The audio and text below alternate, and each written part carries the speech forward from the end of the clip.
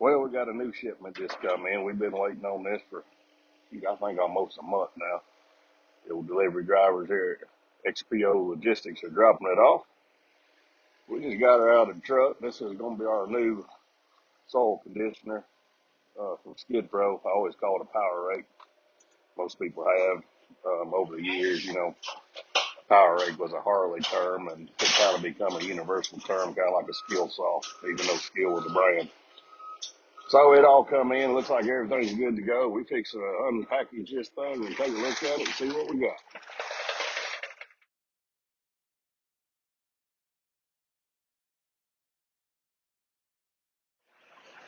Well, we got the old Skid Pro soil conditioner. We got her unpackaged. That's one thing about Skid Pro. They sure package something up. It's on a pallet, and they got a quarter-inch round bar to make like a tent, not a tent stake, but the old rods you put in a tent, keep the tent standing up. They do that and put a nice little old bag over it and everything. This is not a cheap piece of equipment, so it's nice to see when everything comes packaged so well from them. So this right here is built pretty old stout. It's I've had a lot of these things in the past when I was in the landscape business, and boy, I tell you, this one right here, she's been a little bit heavier. Now I got the high flow model right here. I decided we'd go on and do that.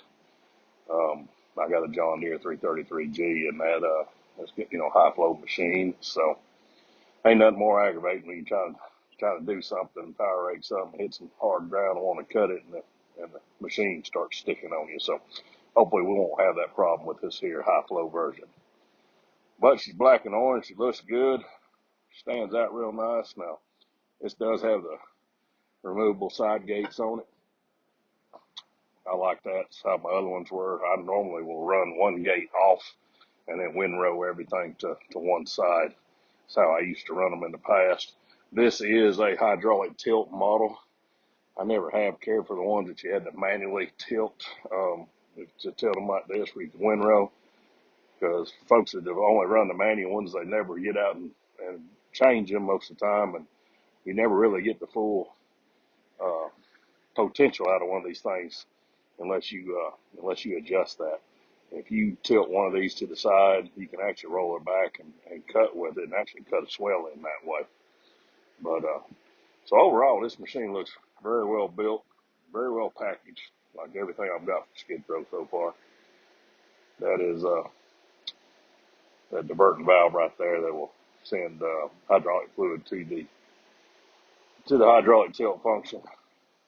It's got the cable. I got the plug for it in my truck. They sent it a couple weeks early. The plug right there, and that'll go into our, I think it's 14-pin connector we got. Now, since this is a high flow model, we do have a case drain.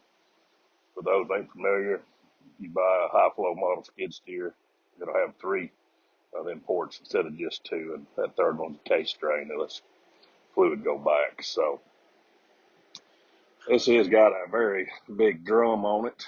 That's probably the biggest drum out of any of them I've ever had. I've had FFC and Harley, and yeah, that's a tank right there.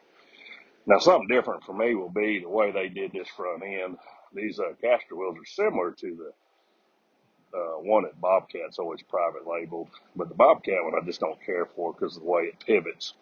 These here are underslung, I guess what you'd call that. They pivot underneath right there. They rock back and forth. Supposedly that's supposed to give you a little bit better way to get level and everything.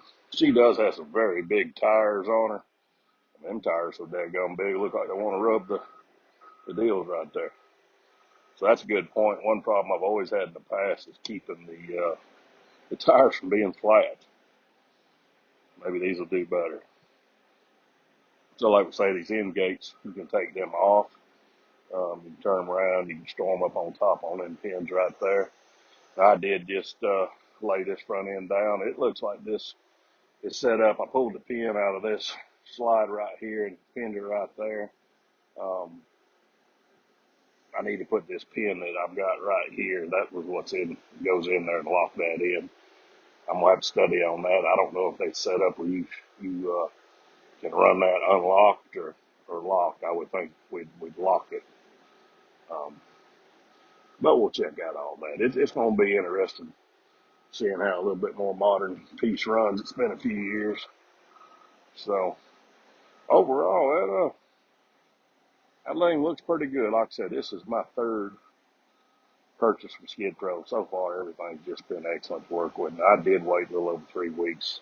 It's like everything now. Can't nobody get parts. So as soon as they got her built, they got her built. I think it went out last Friday. Today is Friday, and it finally got here. XPO Logistics hauled it. You know, it's going to stop 4 or 5 times before it finally gets down south here. So, but altogether, you know, I'm interested, excited, I guess, to see how she's going to go. And this is a 7-foot one, so we'll have to be able to show enough move some dirt. We'll put her on that big John Deere, throw some fire to her, and see how she'll do. We'll do a little review on this later on after we run it for a few hours. We got plenty of dirt to run it on. So, you know, like I said, Skid Row's third purchase, they've just been real good to work with. My salesman, Brad Clinker, up there. So if y'all need something, I say reach out to him. I've been happy, and I'm pretty daggone picky. So reach out to old Brad up there at Skid Row, and he can get you hooked up. He shoots straight, and he's been good to work with.